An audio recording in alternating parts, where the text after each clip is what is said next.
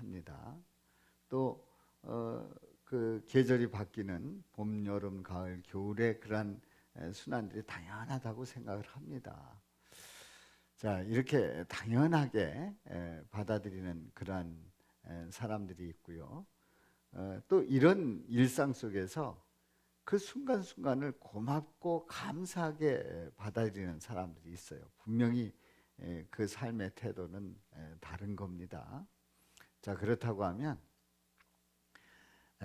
만약에 이제 그 당연하다고 생각하는 사람들에게는 어떤 일들이 일어나냐면 거기서 뭔가 하나가 삐끗하면 모든 게 다 어긋나는 거예요.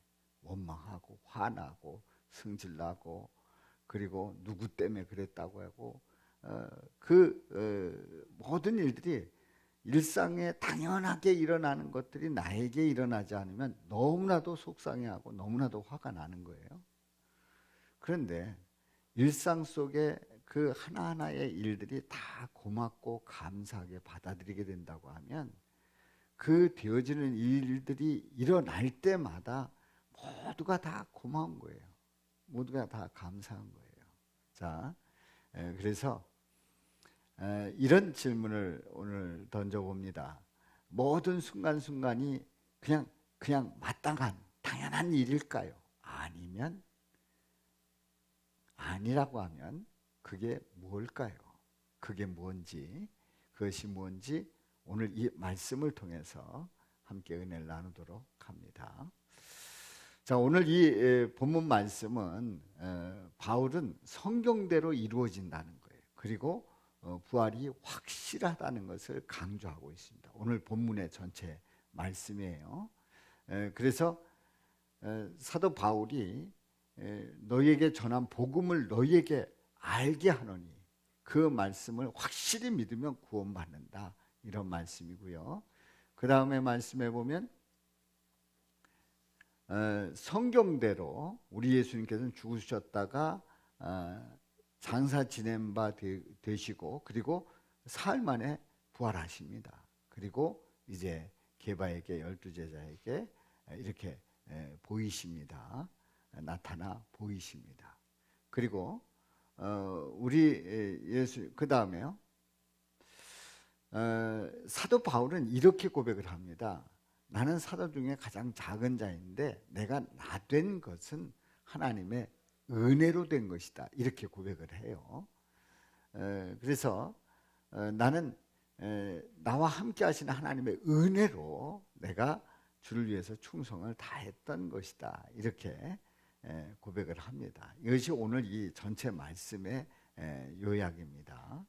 자, 오늘 이 말씀, 이 본문을 보면서 세 가지 질문을 던져봅니다. 첫 번째 질문은 예수님은 다시 살아나셔서 누구에게 보이셨는가? 누구에게 보이셨죠? 두 번째 질문은 바울이 내가 나 된 것은 하나님의 은혜로 된 것이라고 간증하는 이유가 있어요. 그 이유가 뭘까요? 그리고 세 번째로 그리스도께서 죽으신 이유가 뭡니까? 예수님께서 왜 죽으셨지요? 그리스도께서 죽으신 이유가 뭡니까? 세 번째 질문이에요. 자, 이 질문을 통해서 오늘 본문 말씀을 좀 더 깊이 나누도록 합니다.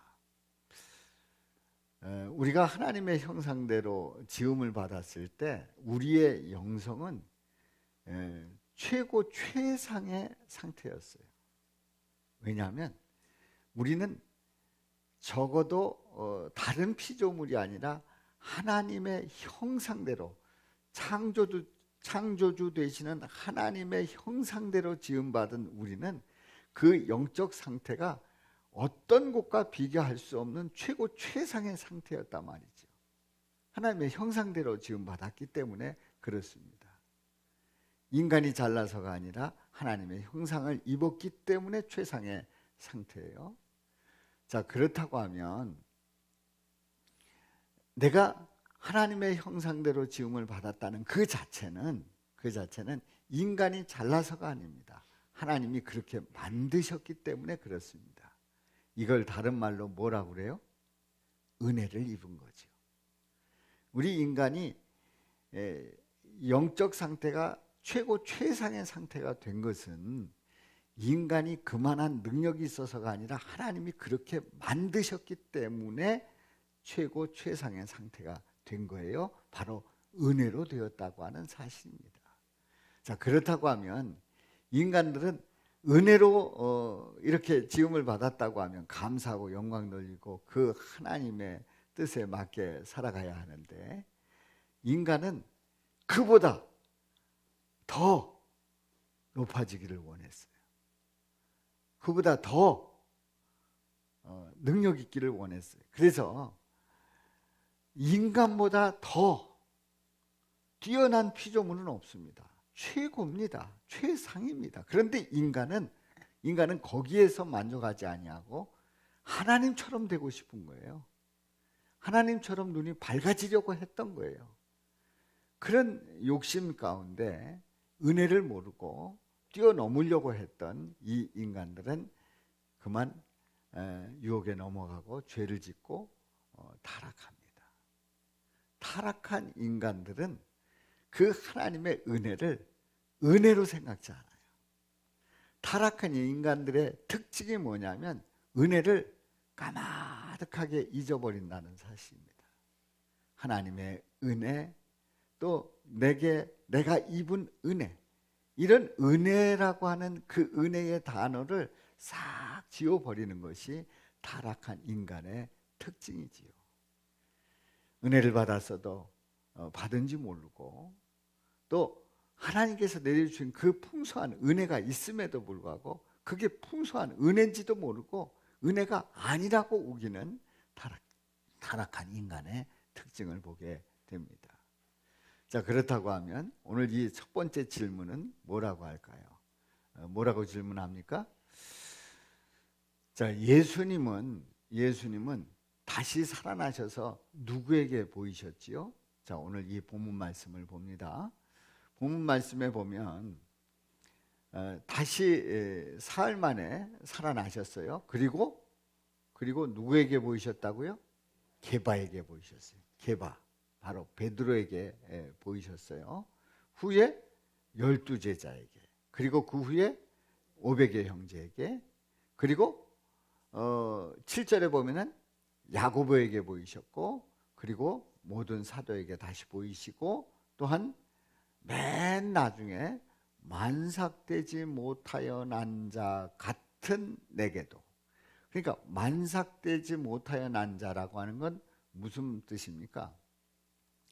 10개월 동안 엄마 뱃속에 있어서 이렇게 태어날 때에 태어나야 되는데 먼저 태어난 거예요. 7달 만에, 8달 만에 이렇게 태어난 거예요. 그렇다고 하면 그 아이는 영양이 충분히 공급되지 않고 그리고 성숙되지 않았기 때문에 이 아이는 상당히 위험합니다. 그래서 지금은 어떻게 됩니까? 어디로 들어갑니까? 인큐베이터로 들어가서 이제 그 개월을 다 채우고 나오지요. 자, 이렇게 이제 사도 바울이 스스로 표현하기를 만삭되지 못하여 난 자 같은 자신, 아주 부족한, 연약한, 문제가 있는, 또 살아남지 못할 수도 있는 그런 사울이었던 이 바울에게도 보여주셨다는 거지요. 자, 우리 예수님 부활하셨어요. 부활하셔서 이렇게 이제 베드로와 또 제자와 이렇게 쭉 보이셨는데 바울에게까지 보여주셨단 말이지요. 그래서 사도 바울은 다메섹 도상에서 예수님을 만나게 됐죠. 예수님을 만나고 그 예수님 앞에 꿇어 엎드리게 되고, 그리고 그는 회심해서 이제 사울이 아니라 바울로서, 사도로서 충성을 다하게 됩니다. 자, 우리는 사도라 하면 이 사도의 개념을 어떻게 잡을까요? 그 예수님의 제자들을 예수님의 12제자라고 이렇게 얘기를 하는데 훗날에는 사도라고 부릅니다. 다시 얘기해서 제자들은 많이 있습니다만 그 중에 12사도를 말하는데요. 이 사도의 개념은 아무나에게 붙이지 않습니다. 예수님과 함께 생활했던, 그리고 예수님을 만났던, 그리고 예수님의 가르침을 받았던 자들을, 직접 가르침을 받았던 자들을 사도라고 부릅니다.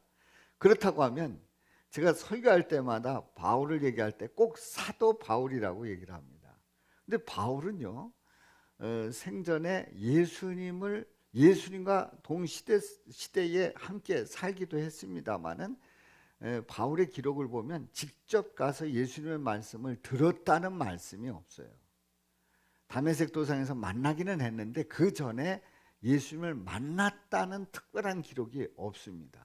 그걸 보면 예수라고 하는 어떤 인간이 떠들고 돌아다니고 또 사람들 모이고 막 이러는데, 보니까 그 율법과 좀 비껴나간 사람이다. 그러니까 취급도 안 한 거예요, 사도 바울은. 왜냐하면 바리새인이었고 또 최고 학부를 마쳤고, 그리고 나름대로 실력이 있었던 그런 사람인데, 사울이 예수님을 만날 이유가 없었던 거죠. 그러고 지내다가 나중에 보니까 죽었다 살아났는데, 그 다음에 많은 사람들이 따르거든요. 이게 말 같지도 않은 일들이 벌어지고 있는 거예요. 그래서 사도 바울은 그들을 핍박하기 시작하고 그들을 잡아들이기 시작합니다. 그리고 스데반이 순교할 때 그 자리에 있었던 사람이기도 합니다. 자, 이랬던 사울입니다. 이랬던 사울이 예수님 만나고 바울이 되었어요. 자, 그렇다고 하면 사도라고 볼 수 있느냐 없느냐, 여기에 대해서 그 당시에도 많은 사람들이, 이 바울은 예수님을 직접 만나서 가르침을 받지 못했기 때문에 사도가 아니다라고 하는 그런 사람들이 많았던 거예요. 그런데 본인은 분명히 사도라고 이제 고백을 하고 있습니다. 그 사도라고 말하는 결정적인 이유는 이 바울이 예수님을 직접 만나는 체험을 했기 때문에 그렇습니다. 우리 예수님은 부활하셔서 바울을 만나 주셨습니다.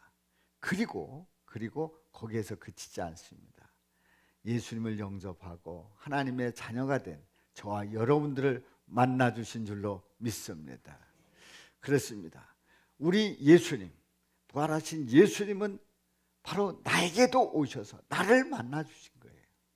그래서 내가 예수님을 영접하고 예수님과 동행하는 그 삶을 살 수 있는 특권을 우리 모두에게 허락해 주신 줄로 믿습니다. 두 번째 질문입니다. 바울이 내가 사도가 된 것은 하나님의 은혜로 된 것이라 간증하는 이유가 뭘까요? 바울이 그야말로 사도가 될 수 없는데 사도가 됐단 말이에요. 하나님의 은혜로 된 것이다, 그렇게 간증하는 이유가 뭔지 성경을 통해서 봅니다. 9절에 보면 나는 사도 중에 가장 작은 자라, 그 이유가 있어요. 나는 하나님의 교회를 박해하였으므로 핍박했어요. 엄청나게 핍박을 앞장서서 핍박을 한 거예요.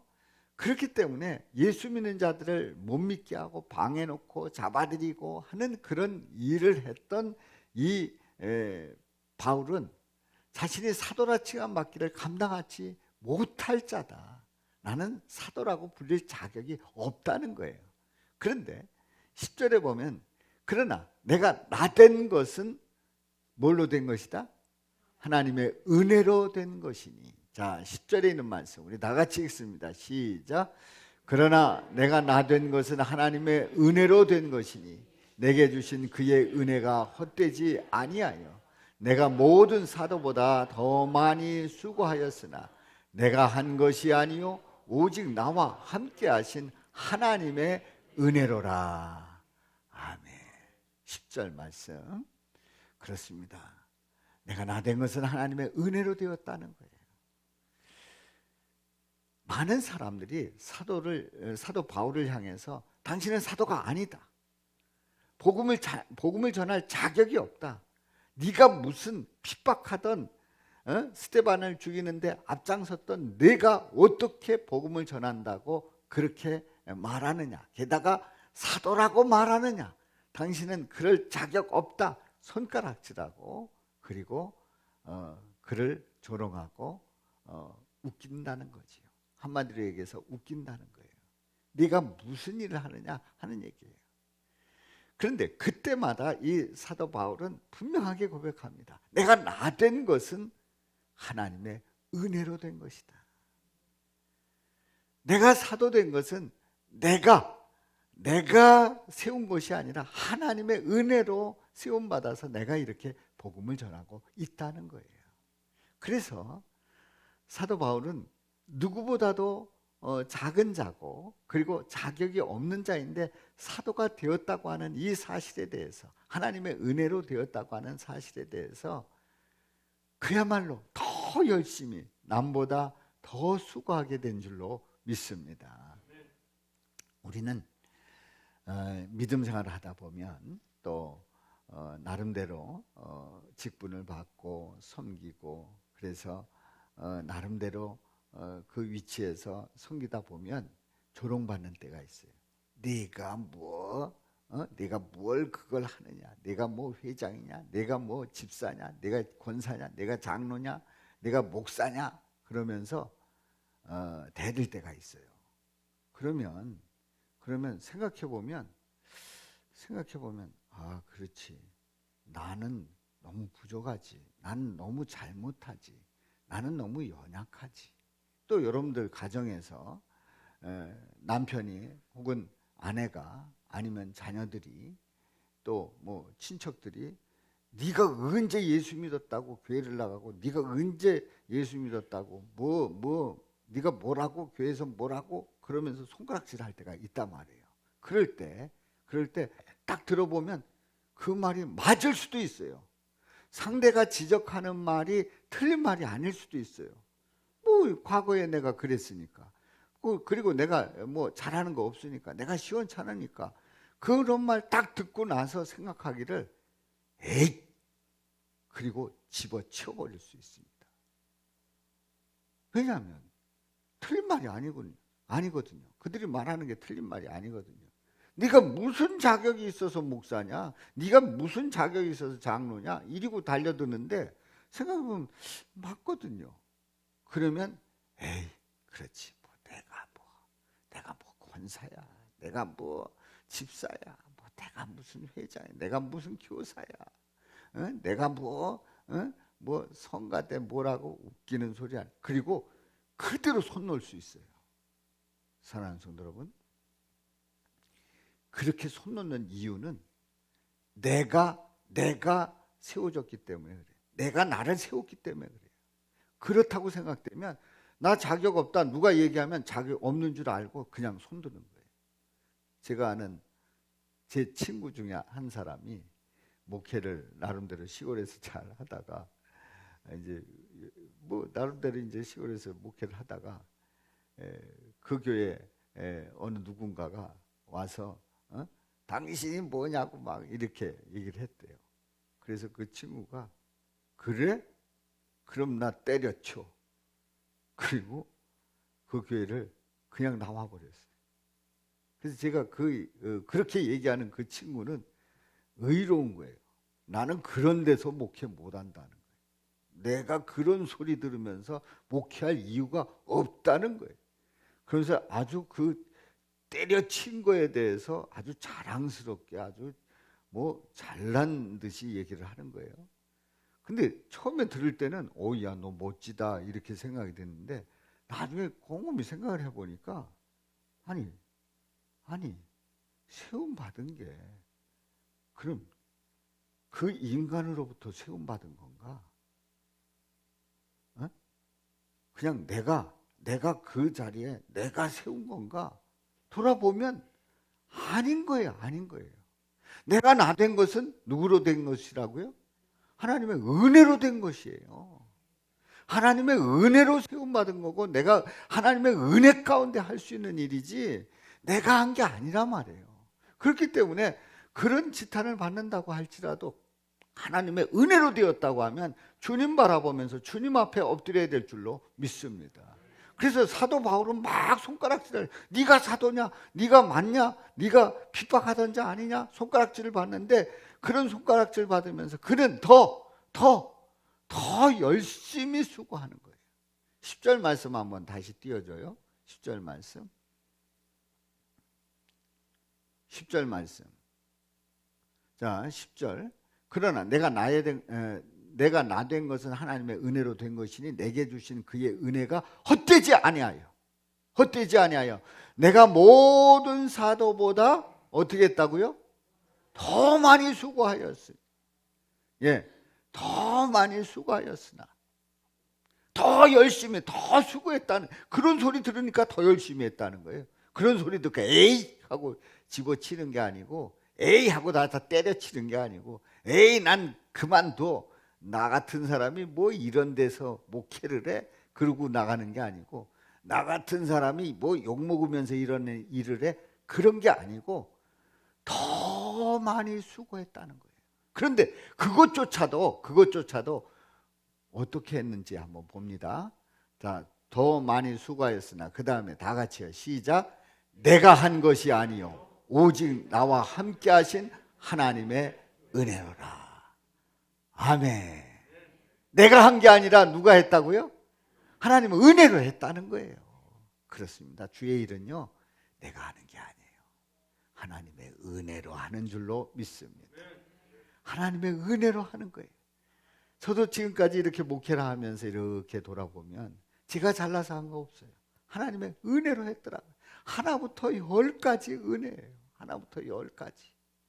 모든 게 다 은혜 속에서 해왔지, 하나님의 은혜가 없었다고 하면, 내 의로 했다고 하면 벌써 꺾어졌고 벌써 넘어졌고 벌써 집어쳤어야 돼요. 하나님의 은혜로 했기 때문에 여기까지 올 수 있었단 말이지요. 그렇습니다. 사랑하는 성도 여러분, 저와 여러분 모두가 내게 주신 그 직분, 내게 주신 그 사명을 감당할 때에 내 힘이 아니라 내게 주신 하나님의 은혜, 그 은혜로 감당할 수 있기를 주님의 이름으로 축원합니다. 세 번째 질문이에요. 자, 그리스도께서 죽으신 이유가 뭐죠? 그리스도께서 죽으신 이유가 뭡니까? 자, 말씀을 봅니다. 3절에 보면 다 같이요. 내가 받은 것을 먼저 너희에게 전하였으니 이는 성경대로 그리스도께서 우리 죄를 위하여 죽으시고, 우리 죄를 위하여 죽으시고. 제가 주일 설교 때마다 제가 고백하는 내용이죠. 예수님 우리 죄를 위해서 십자가에서 고난받으시고 피 흘려 죽으셨다고 하는 그 고백을 합니다. 자, 우리 예수님은 우리 죄 때문에 고난받으시고 피를 흘려 죽으셨어요. 바로 우리 죄 때문에 죽으신 거예요. 우리 죄 때문에. 우리 죄를 사하시기 위해서 우리 예수님은 죽으신 거예요. 사랑하는 성도 여러분, 그렇습니다. 예수님의 죽으심이 아니었다고 하면, 예수님의 그 십자가에서 고난받으시고 피 흘려 죽으심이 아니었다고 하면 우리는 절대로 하나님 앞에 나갈 수 없는 거지요. 바로 예수님의 그 죽으심은 우리에게 큰 은혜인 줄로 믿습니다. 자, 우리 예수님께서 이 땅에 오셨을 때에 요한복음에서 1장, 요한복음에서는 예수님의 탄생 기록을 따로 기록하지 않았습니다. 그런데 예수님이 그 이 땅에 태어나시는 그 과정에 대해서 아주 영적인 그러한 표현을 정확하게 하고 있습니다. 자, 보겠습니다. 요한복음 1장 14절. 말씀이 육신이 되어 우리 가운데 거하시며. 말씀이 누구예요? 우리 예수님이 뭐가 됐대요? 육신이 돼 이 땅에 태어나신 거예요. 말씀이 육신이 되어 우리 가운데 거하심에 우리가 그의 영광을 보니. 우리 예수님이 육신이 돼서 이 땅에 오셨는데 그 영광을 봅니다. 동방 박사들이 보았어요. 또 목자들이 보았죠. 그의 영광을 보았어요. 그런데 그 영광은 어떤 영광이냐? 아버지의 독생자 예수 그리스도의 영광이요. 그리고 은혜와 진리가 충만하더라. 할렐루야. 사랑하는 성도 여러분, 우리 예수님이 태어났을 때 그 영광, 그 영광은 이루 말할 수 없는 영광이에요. 온 천지를 밝게 하는 영광이에요. 온 천지에게 그야말로 복음의 소식을 전하는 그런 영광이에요. 은혜와 진리가 충만하더라. 예수님이 은혜고 진리가 되신 줄로 믿습니다. 예수님이 바로 은혜요, 예수님이 진리가 되십니다. 그래서 예수님이 계신 그곳에는 이미 은혜가 넘치는 거예요. 예수님이 계신 그곳에는 진리가 넘치는 거예요. 그래서 예수님이 내 안에 계시다고 하면 내 안에 모신 그 성도는 이미 은혜가 넘치는 삶을 사는 줄로 믿습니다. 아멘입니까? 그러니까 우리는요, 은혜 받았어, 은혜 못 받았어를 어떤 기준으로 보냐면 내 안에 예수님이 충만한지 아니면 예수님을 근심케 하고 쭈글거리는지, 거기에 따라서 좌우될 수 있는 거예요. 자, 은혜가 넘친다 하면 예수님이 넘치는 역사가 있다는 고백인 줄로 믿습니다. 그래서 은혜는요, 은혜는 그다음 말 16절 18절에 있는 말씀, 16절 시작. 우리가 다 그의 충만한 데서 받으니 은혜 위에 은혜로라, 은혜 위에 은혜로라. 17절 시작. 율법은 모세로 말미암아 주어진 것이 은혜와 진리는 예수 그리스도로 말미암아 온 것이라. 은혜와 진리는 누구로 말미암아 왔다고요? 예수님으로 왔다는 거예요. 할렐루야. 그러니까 예수님이 있는 그곳에 은혜가 넘치는 거예요. 그렇습니다. 은혜는요, 세웁니다.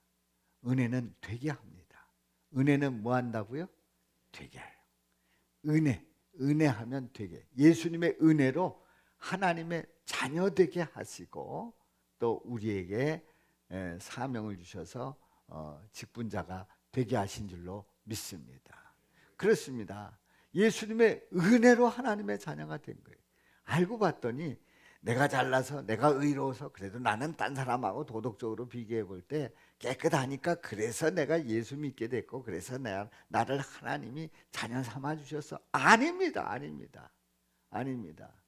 예수님의 은혜로 내가 하나님의 자녀가 될 수 있었던 거예요. 내가 그래도 주님 앞에서 직분이 맡겨지고 그 일을 감당할 수 있었던 거는 내가 그래도 똑똑해서, 내가 배워서, 내가 그래도 사리분별이 괜찮아서, 그래도 내가 교회를 오래 다녔기 때문에. 아닙니다.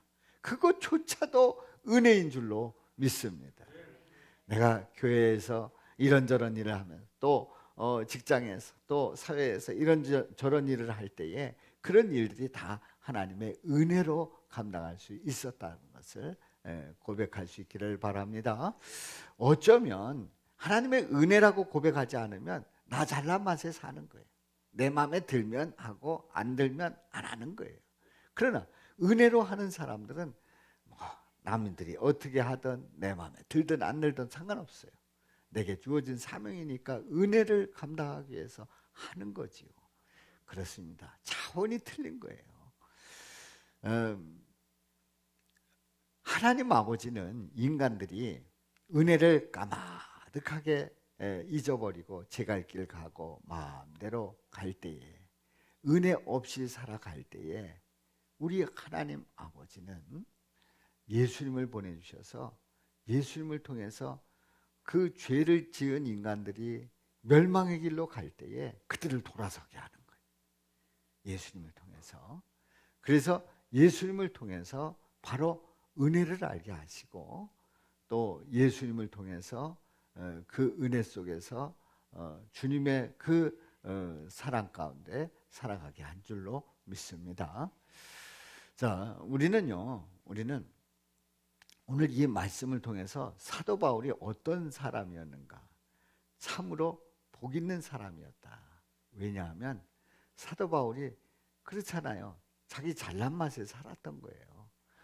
그야말로 자기가 똑똑해서, 자기가 열심을 내서, 자기가 의로워서 그는 그야말로 핍박하면서 앞장서서 그래서 사람들을, 예수 믿는 사람들을 잡아들이고 했던 거예요. 그런데 오늘 이 말씀을 통해서 분명히 깨달은 거예요. 아, 내가 예수를 믿게 된 것도 하나님의 은혜고, 그리고 내가 사도로서 복음을 전하게 됐다는 이것도 하나님의 은혜다 하는 사실을 아주 철저하게 깨달은 거예요. 그래서 사도 바울이 사람들이 손가락질하고 비난하고 그리고 과거를 들춰내면서 네가 무슨 사도냐 하는데도 불구하고 흔들리지 않았던 그 이유가 그 은혜를 알았기 때문에 그렇거든요. 그렇기 때문에 복이 있는 사람이에요. 그렇습니다. 우리가 하나님 앞에서 복이 있다, 나는 하나님 앞에서 복을 받았다 하는 그 고백을 할 수 있는 사람들은 어떤 사람들입니까? 바로 내가 나 된 것은 하나님의 은혜라고 고백하는 자들이 복이 있는 줄로 믿습니다. 나 예수 믿고 집이 세 채 생겼어. 나 예수 믿고 건강해졌어. 나 예수 믿고 자녀들이 잘 돼. 나 예수 믿고 인생이 사람들한테 잘난 척할 수 있는 인생이 됐어. 그래서 복이 있는 게 아닙니다. 그래서 복이 있는 게 아니에요. 내가 나 된 것은 하나님의 은혜임을 고백하는 자가 복이 있는 줄로 믿습니다. 자, 현대인들은요, 오늘날의 많은 사람들은 은혜라고 하는 말에 대해서 어떻게 생각을 할까요? 은혜라는 말도 현대인들은 나름대로 합니다만은 은혜라는 단어보다 자수성가라고 하는 그 말에 더 매력을 느낍니다. 오늘날의 많은 사람들, 현대인들은 자수성가라는 말에 더 매력을 느껴요. 왜냐하면 은혜라는 말은 누구로부터 뭐를 힘입은 거예요. 도움을 받은 거예요. 그야말로 조력을 받은 거예요. 그렇기 때문에 은혜를 입었다면 나는 누구 덕분이라고 해야 되고, 그리고 누가 도와줘서 여기까지 왔다고 해야 되고, 누가 키워줘서 여기까지 왔다고 해야 되고, 누가 살펴줘서 적어도 내 일평생 나에게 힘을 줘서 여기까지 왔다고 그렇게 해야 되는 거예요. 그런데 자수성가는 뭐예요? 어떻게 했다는 거예요? 내가 내 힘으로 컸다는 거예요. 내가 내 힘으로 성공했다는 거예요. 그러니까 누구한테 뭐 아쉬운 소리 할 필요도 없고, 누구 뭐 도움받아서 그런 얘기 할 필요도 없어요. 자수성가해서 내가 내 힘으로 왔다는 거예요. 그야말로 내가 열심히 뼈를 깎는 노력을 해서 먹을 거 먹지도 못하고, 입을 거 입지도 못하고, 잠자지도 못하고, 그래서 여기까지 왔다는 거예요. 그래서 자수성가라는 말이 더 매력이 있습니다. 은혜를 입었다는 말보다 자수성가가 그렇게 좋은 거예요. 그런데요, 자수성가라고 말할 수 있는 그 사람조차도 알고 보면 엄청난 은혜를 입었더라고요. 나중에 그 뒤 배경들을 이렇게 보면 알게 모르게 크게 작게 엄청난 도움을 받았어요. 물론 본인의 노력이 두드러졌고 열심이었고 목표가 분명했고 달려온 거는 인정할 수는 있지만, 알고 보면 자수성가가 아니었어요. 은혜를 엄청 입었어요. 한마디로 얘기해서 하나님이 그에게 숨을 쉬지 못하게 했다고 하면 거기까지 왔겠어요? 자수성가가 됐겠어요? 아니잖아요. 그런 거 다 잊어버리고 본인이 잘나서 온 줄 아는 거예요. 그런데요, 예수님의 은혜를 입은 자들은 하나님의 은혜로 고백하는 거예요. 그래서 현대인들이 자수성가라고 하는 그 단어가 좋은 사람들은 하나님의 은혜 너무 싫은 거예요. 덕분에 너무 싫은 거예요. 기도해줘서, 성도들이 위로해줘서, 격려해줘서, 따뜻하게 나를 품어줘서, 그게 싫은 거예요. 내가 잘나서 왔는데 무슨 기도가 뭔 필요가 있고 뭐가 필요 있어요. 내가 잘나서 왔는데. 그래서 예수 믿는 거를 거부하고, 그리고 주님 앞에 엎드려서 회개합니다. 절대 회개할 수 없죠. 주님 앞에 용서를 왜 구해요? 그렇습니다. 내가 아니라 은혜를 고백할 때, 은혜구나. 하나님의 은혜구나. 또 함께한 성도들의 그 은혜구나. 그 사랑이구나. 또 이웃들의, 또 부모님의, 형제 자매들의 위로와 격려를 통해서 여기까지 왔구나 하는 그 은혜를 고백하는 자가 그야말로 하나님의 은혜를 고백하게 되고 하나님께 영광을 돌리게 되는 줄로 믿습니다. 그러므로 하나님의 자녀는, 성도는 어떻게 살아가야 될까요?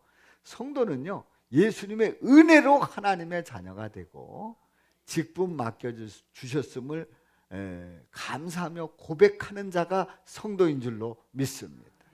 하나님의 자녀는 예수님의 은혜로 하나님의 자녀 됐다고 말하고 내게 직분 맡겨주심에 너무너무 감사하면서 감격하면서 과분하다고 고백하면서 감사하면서 감당하는 거예요.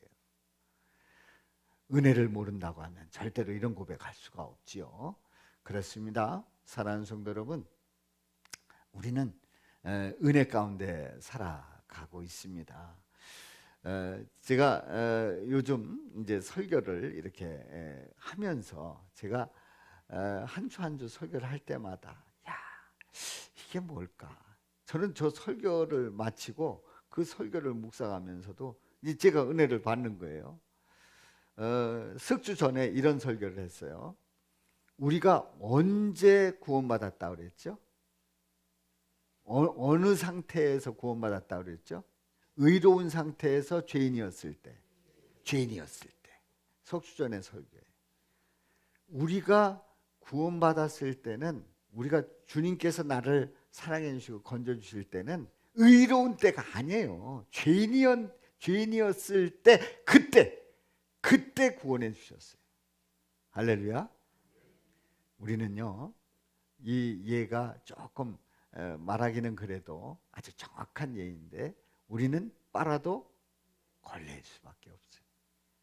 걸레를 소독해가지고 행주로 쓰는 사람 한 사람도 없어요. 우리는 빨아도 걸레인 존재예요. 그런데요, 우리 주님은 빨아도 걸레인 나를 빨아서 주님의 보혈로 씻어주셔서 행주로 사용하시는 우리 주님의 그 놀라운 사랑을 고백하게 됩니다. 우리에게 하나님은 경계와 한계를 정해주셨어요. 그래서 우리는 인간의 경계를 뛰어넘어 하나님 앞에 나갈 때, 하나님처럼 되려고 할 때, 그때 천사가 타락하게 되고 인간이 에덴 동산에서 쫓겨나게 되고 이런 엄청난 일을 만나게 되죠. 그리고 인간은 살아가면서 그 한계를 느낄 수밖에 없는 거예요. 죄의 삭은 사망이다. 사망의 한계를 인간이 뛰어넘을 수가 없어요. 그런데요, 놀라우게도 우리 예수님은 그 경계와 한계를 뛰어넘게 하시는 거예요. 다시 얘기해서 우리는 영원히 죽을 수밖에 없는 존재인데 내 안에 들어오시고, 그리고 나를 영원한 나라로 인도하시는, 영생의 삶을 살게 하시는, 그 한계를 뛰어넘게 하시는 우리 예수님이신 줄로 믿습니다.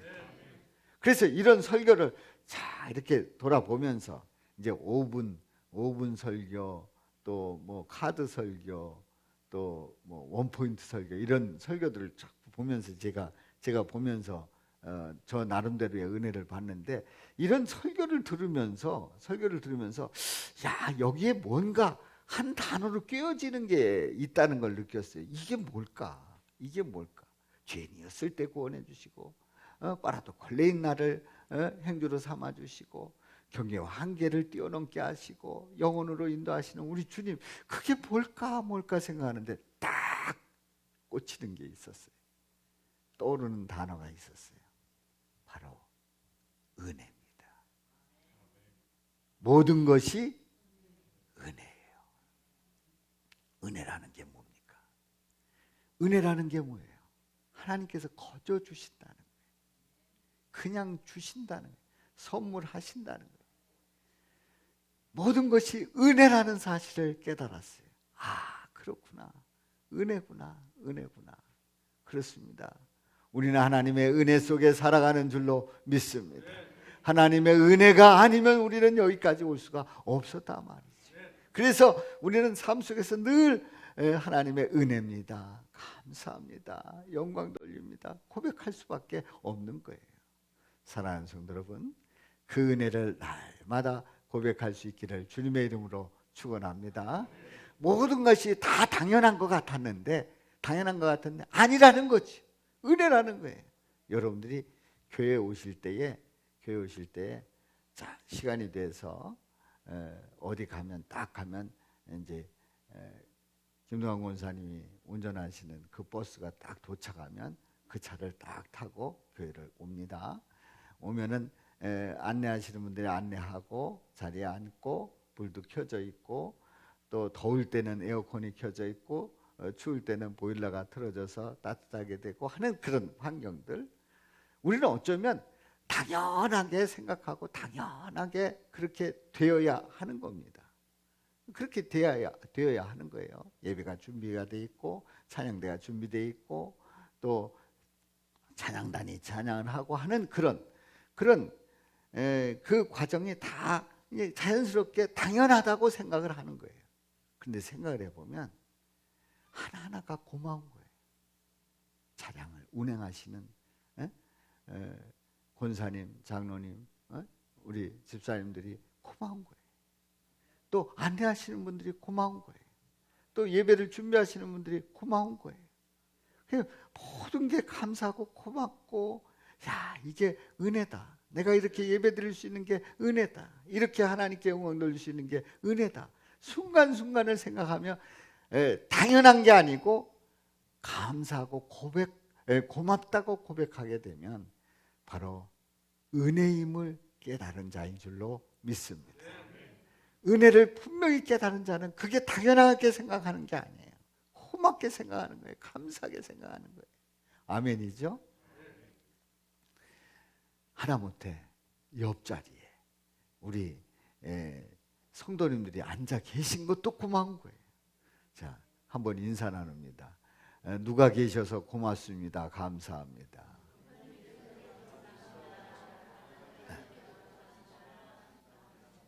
지금 여러분들 뭘 고백하고 있는 거예요? 하나님의 은혜를 고백하고 있는 거예요. 아멘이죠? 그런데 제가 은혜를 고백하면서 제 설교에 딱 맞는 복음성가가 있더라고요. 딱 맞는 복음성가가 있어요.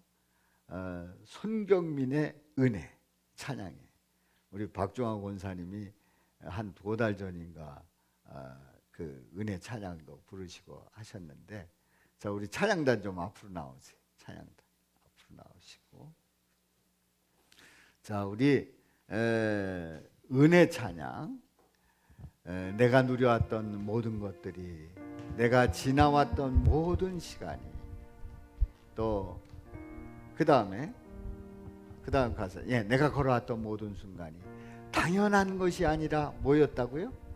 은혜였다는 거예요. 그 다음 아침 해가 뜨고 저녁에 노을, 봄의 꽃향기와 가을의 열매, 또 변하는 계절의 모든 순간이 당연한 것이 아니라 뭐라고요? 은혜였다는 거죠. 은혜였다는 거예요. 모든 것이 은혜, 한없는 은혜. 내 삶에 당연한 건 하나도 없었던 것을 모든 것이 은혜였어. 그 다음에 내가 이 땅에 태어나 사는 것, 어린아이 시절과 지금까지 숨을 쉬며 살며 꿈을 꾸는 삶, 당연한 것이 아니라 뭐였다고요? 은혜였다는 거지. 내가 하나님의 자녀로 살며 오늘 찬양하고 예배하는 삶, 이 삶도 또 복음을 전할 수 있는 축복이 당연한 게 아니라 뭐였다고요? 은혜였다는 거지요. 은혜였다는 거예요. 얼마나 귀한 찬양인지 모릅니다. 자, 우리 한번 다 같이 불러봅니다.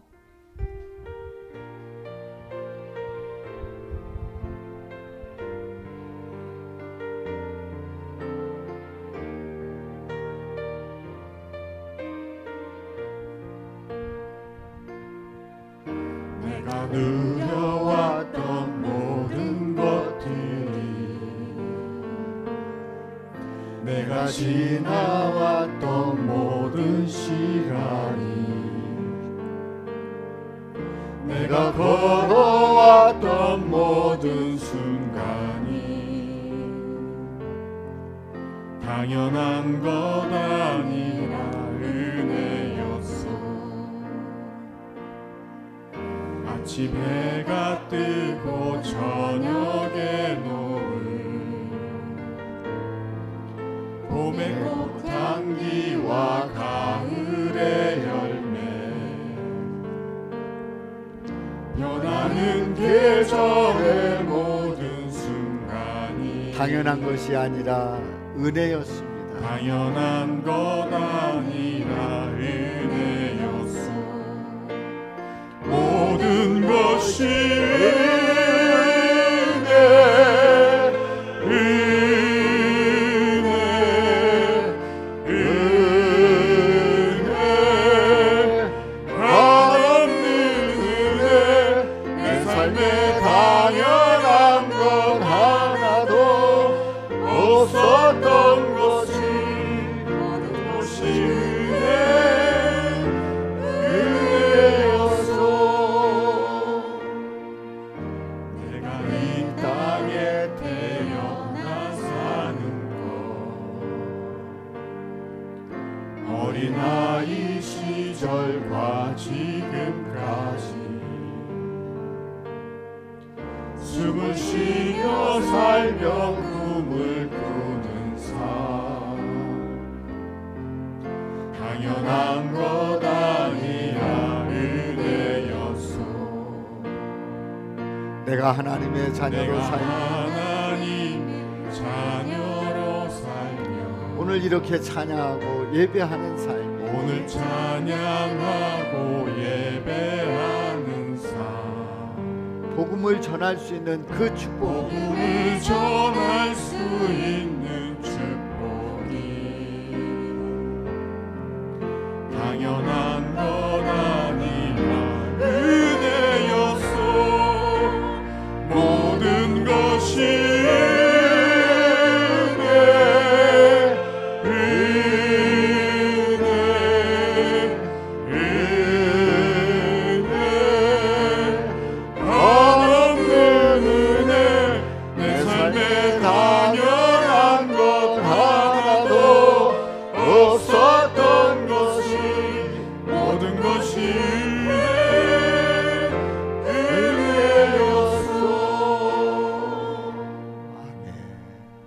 우리 박수로 영광 돌립니다. 할렐루야.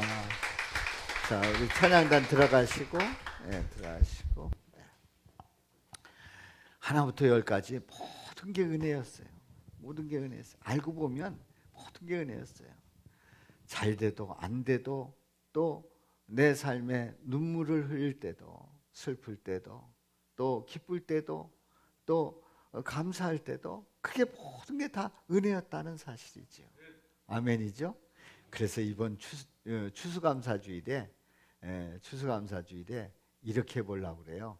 우리 모두가 이 찬양을 부르는 거예요. 어떻게 부르냐면 다 각자가 이제 스마트폰에다 다 부르는 거예요. 불러가지고 다 모으면 그 랜선 찬양 해가지고 그 은혜 찬양을 다 이제 모아서 다 함께 부르는 그런 걸 이제 준비해 봅니다. 그래서 여러분들이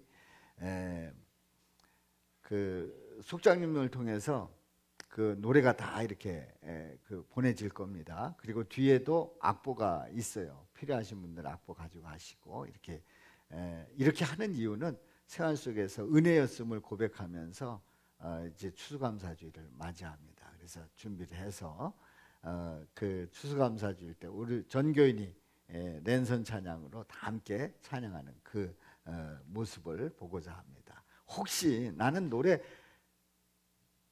절대 못 하신다 하시는 분들은 거기에 구호가 있어요.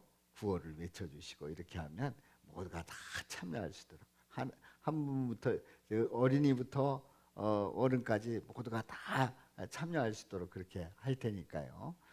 참여하셔서 아주 귀한 시간 될 수 있기를 바랍니다.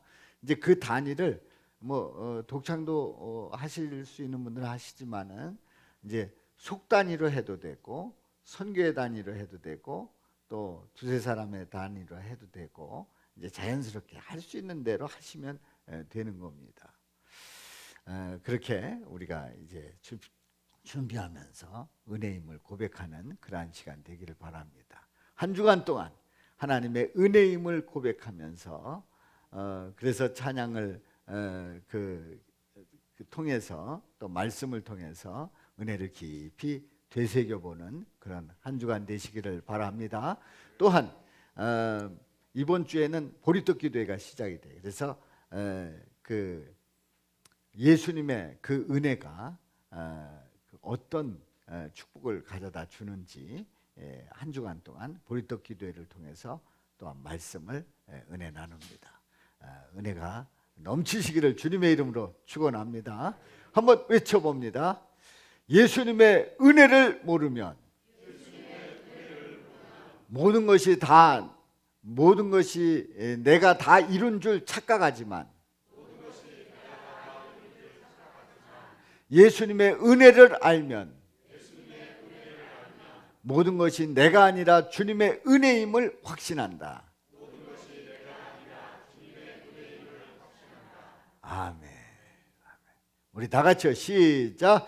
예수님의 은혜를 모르면 모든 것이 내가 다 이룬 줄 착각하지만 예수님의 은혜를 알면 모든 것이 내가 아니라 주님의 은혜임을 확신한다. 아멘. 기도합니다.